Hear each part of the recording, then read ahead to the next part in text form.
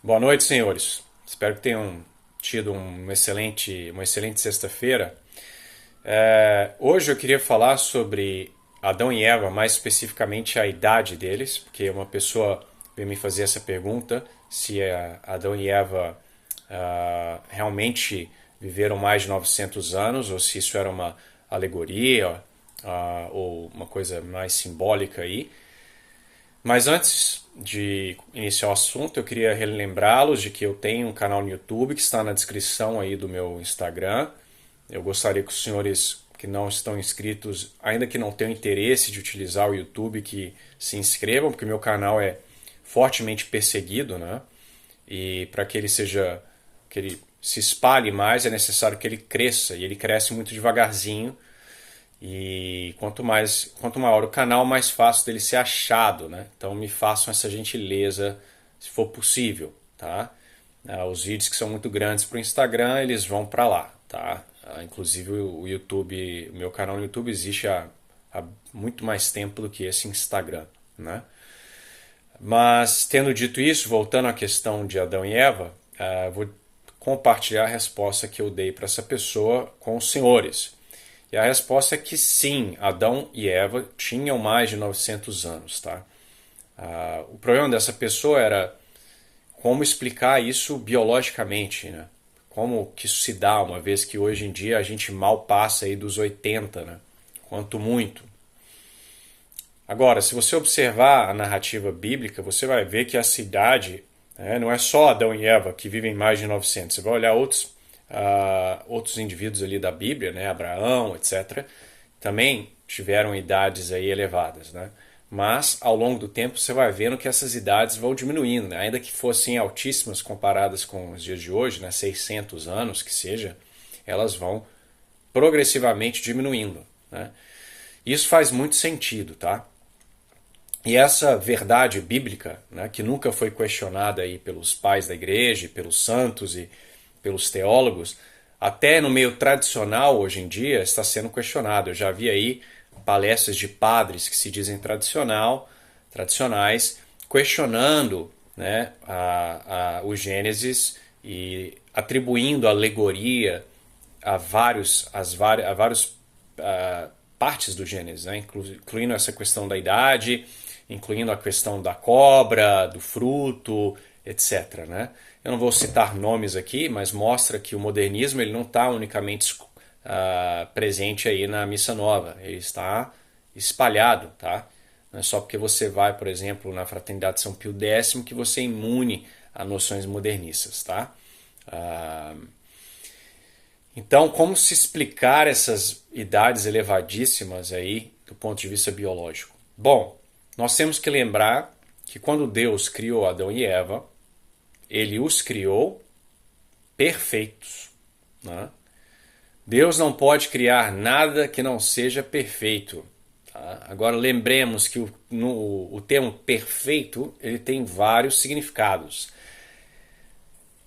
Um deles, né, que é a perfeição do ser enquanto totalidade, ela só existe em Deus. Deus é o único ser perfeito no sentido de ser puramente perfeito, totalmente perfeito, sem nenhuma falha, sem completo, uno, etc. Né? Infinito, eterno.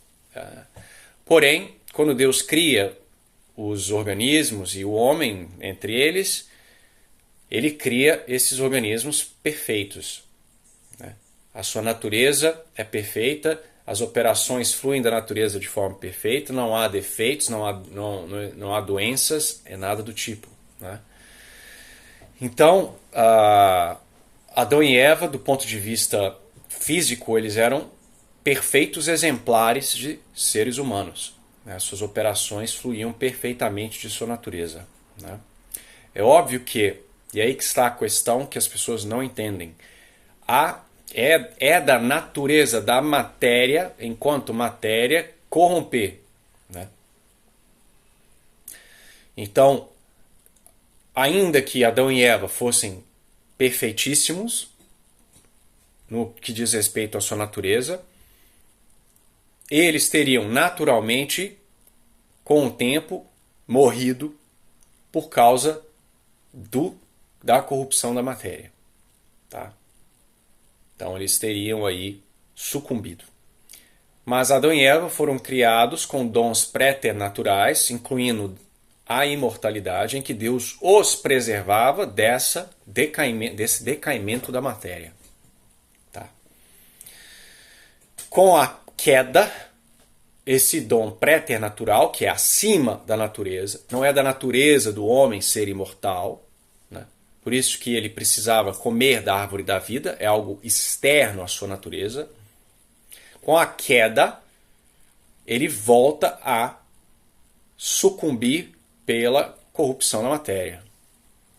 Porém, uma vez que o homem, no caso Adão e Eva, não tinham os problemas do decaimento acumulado ao longo das gerações, o seu corpo conseguia manter a integridade por muito mais tempo, né? Mas agora, com o tempo, né, as mutações aí vão acumulando. Contrário ao que os evolucionistas dizem, a mutação ela é degenerativa. Então você tem mutações, você tem doenças, você tem aí problemas de todo tipo, que por causa da continuidade na espécie humana, por causa da geração, né, nós não somos criados ex nihilo na nossa parte material toda vez que nascemos, né, nós herdamos aí a matéria dos nossos pais. Então, uma vez que a matéria ela, né, não tem mais o dom préternatural dessa preservação aí, por assim dizer, artificial, melhor dizendo, supernatural, né, nós vamos acumulando esses decaimentos da matéria, né? Então, o indivíduo hoje em dia, o seu corpo está mais danificado, né, do que o corpo de Adão e Eva, que não tinham doenças, não tinham nada, né? Então, infelizmente, a tendência é que isso piore, né? Nós temos o que nós chamamos de mutation load, né? Você vai acumulando erros, mutações, né? Algumas são corrigíveis, mas outras não, vai passando. Então nós estamos ficando cada vez mais danificados. É por isso que você tem problemas genéticos, congênitos aí, né, de Alzheimer, etc.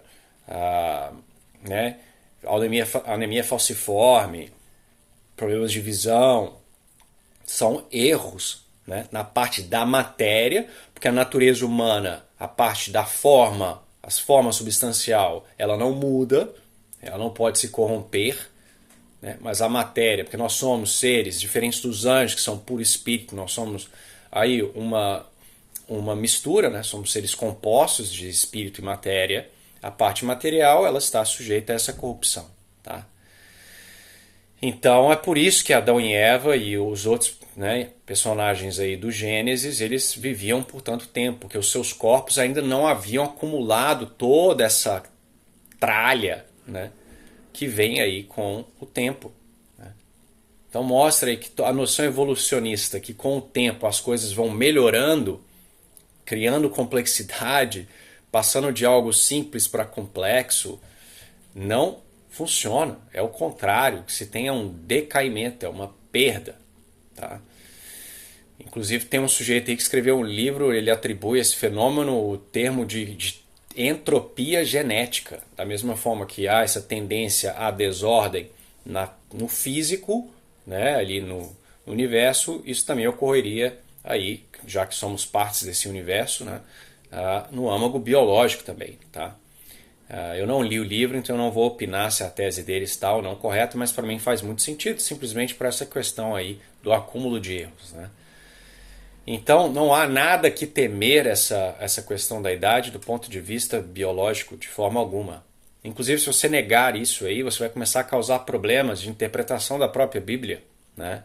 Por exemplo, como é que Eva teria povoado a Terra, né, iniciado aí uma grande população, porque ela é a mãe de todos os viventes, segundo a Bíblia, né? Viventes, no caso ali, os humanos, óbvio. Se ela tivesse vivido aí seus 50 anos, 70, tendo 10 filhos, né? Seria possível gerar a população humana com esses 10 filhos? Sim, nós tivemos populações aí de animais que às vezes se recuperaram comendo os indivíduos, mas, né, Caim, por exemplo, ele busca uma esposa, né? Muita gente inclusive aí que os evolucionistas aí católicos falam, já tinham outros hominídeos aí no mundo, né? Porque Caim foi buscar uma esposa. Mas essa passagem se diz claramente que se passou muito tempo. A Bíblia diz muito tempo. Agora, se uma mulher vive por 900 anos, quantos filhos ela colocou no mundo? Né? Algumas centenas. Né? Então a gente poderia até falar da questão aí do incesto, que incomoda muita gente, né? Mas lembre-se que quantas, né, gerações aí de filhos que Eva teve, né? Teve aí filhos que estariam separados por 200 anos, né? Então eles não necessariamente foram criados juntos, eles podem, não sei lá, depois de 50 anos se afastaram, criaram suas próprias cidades. Então um irmão que 400 anos depois encontra um outro irmão que se afastou ali de onde Eva estava 200 anos antes, entendeu? Não há sequer esse laço familiar, né?